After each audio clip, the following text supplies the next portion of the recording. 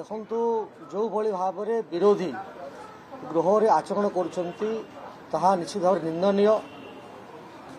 ଗୃହରେ ପ୍ରଶ୍ନକାଳ ଏକ ବହୁତ ବଡ଼ ବିଷୟ। ଓଡ଼ିଶାର ବିଭିନ୍ନ ସମସ୍ୟାକୁ ନେଇକରି ଲୋକଙ୍କ ଭିତରେ ଯେଉଁ ସବୁ ଅସୁବିଧା ଅଛି ତାକୁ ପ୍ରଶ୍ନ ପଚାରିଥାନ୍ତି ଲୋକମାନେ, ତାକୁ ହଟ୍ଟଗୋଳ କରି ବନ୍ଦ କରିବା ନିଶ୍ଚିତ ଭାବରେ ଓଡ଼ିଶାର ଲୋକଙ୍କ ପାଇଁ ସେମାନେ କିଛି କରିବାକୁ ଚାହୁଁନାହାନ୍ତି। ଏକଥା ସ୍ପଷ୍ଟ ହେଉଛି। ଗଣତନ୍ତ୍ରରେ ଏକଥା ନିନ୍ଦନୀୟ ଏବଂ ସେମାନେ କିଛି କାରଣ ନଥାଇ ଗୃହକୁ ବାରମ୍ବାର ବନ୍ଦ କରିବା ପାଇଁ ପ୍ରୟାସ କରୁଛନ୍ତି, ଯେଉଁଟାକୁ ଓଡ଼ିଶାର ଲୋକେ କେବେ ମଧ୍ୟ କ୍ଷମା ଦେବେ ନାହିଁ। ଏବଂ ସେ ଯେଉଁ ପ୍ରସଙ୍ଗ ଉତ୍ଥାପନ କରୁଛନ୍ତି, ଆପଣ କହିବା କଥା ଯେ ଯଦି ବିଜୁ ବାବୁଙ୍କୁ କିଏ ସବୁଠାରୁ ବେଶୀ ଅପମାନ କରିଛି ତାହେଲେ ବିଜୁ ଜନତା ଦଳ କରିଛି।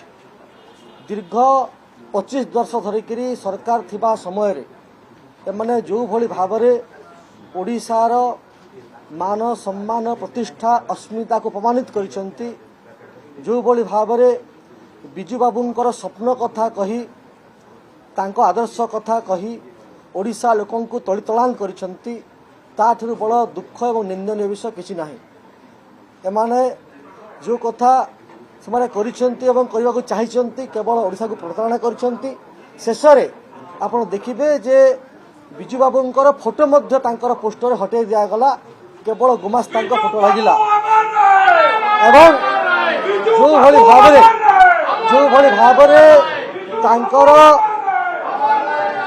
ତାଙ୍କର ଯେଉଁଭଳି ଭାବରେ ଚରିତ୍ର ଥିଲା, ଯେଉଁଭଳି ଭାବରେ କାର୍ଯ୍ୟ ଥିଲା, ଆମେ ତାଙ୍କୁ ଯଥେଷ୍ଟ ସମ୍ମାନ ଦେଇଛୁ ଏବଂ ସମ୍ମାନର ସହିତ ସାରା ରାଜ୍ୟସ୍ତରୀୟ ବିଜୁ ପଟ୍ଟନାୟକ ଜୟନ୍ତୀଙ୍କୁ ଉତ୍ସବ ଭାବରେ ପାଳନ କରାଯାଇଛି। ଆମେ ତାଙ୍କୁ ମାନନୀୟ ପୂର୍ବତନ ମୁଖ୍ୟମନ୍ତ୍ରୀ ବର୍ତ୍ତମାନ ବିରୋଧୀ ଦଳ ନେତାଙ୍କୁ ଡକାଯାଇଥିଲା, ସେ ଆସିନାହାନ୍ତି ଏବଂ ସେ ମଧ୍ୟ ତାକୁ ନେଇକି ଅସମ୍ମାନ ପ୍ରଦର୍ଶନ କରିଛନ୍ତି।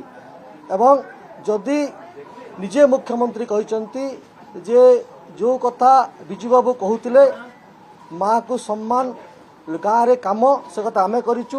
ମହିଳାମାନଙ୍କୁ ସୁଭଦ୍ରା ଯୋଜନା ଦିଆଯାଇଛି ଏବଂ ତାଙ୍କ ସହ ଲକ୍ଷପତି ଦିଦି ସୃଷ୍ଟି କରିବା ପାଇଁ ବ୍ୟବସ୍ଥା କରାଯାଇଛି।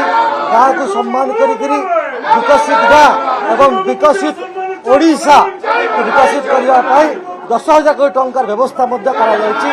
ଆପଣ ଭାବନ୍ତୁ ଯେ କିଭଳି ଭାବରେ ଅସମ୍ମାନ କରାଗଲା। ଏବଂ ଶେଷ କଥା ଯେଉଁ ତାରିଖ କଥା କୁହାଯାଉଛି, ଯେଉଁ ଦିନ ନ୍ୟାସନାଲ ପଞ୍ଚାୟତିରାଜ ଦିବସ 73rd ଏମେଣ୍ଡମେଣ୍ଟରେ ଆକ୍ଟରେ ହେଇଥିଲା, ତାକୁ ମଧ୍ୟ ସରକାର ପାଳନ କରିବାକୁ ଯାଉଛି ଏବଂ ବିଜୁ ଜୟନ୍ତୀଙ୍କୁ ସରକାରୀ ସ୍ତରରେ ପାଳନ କରାଯାଇଛି ଏବଂ ସେମାନେ ଯଦି ଅସମ୍ମାନ କରିଛନ୍ତି ସେମାନେ ଅସମ୍ମାନ କରିଛନ୍ତି। ଭାରତର एकमात्र परीक्षित बायोसार पृथ्वी प्रो माटी को रखे सुस्थ दिए नुआ जीवन। धान पनीपरिबा और डाली जातीय फसल पाई लाभदायक, अमल बढ़ाए रोग कमाए। आज ही जमी रे प्रयोग करंतु। जोगाजोग पाई 9937054201 नंबर को डायल करंतु। आम सह जोड़ी हेबा पाई आमकु लाइक फॉलो और सब्सक्राइब करंतु। अधिक अपडेट पाई विजिट करंतु आम वेबसाइट thequiver.in।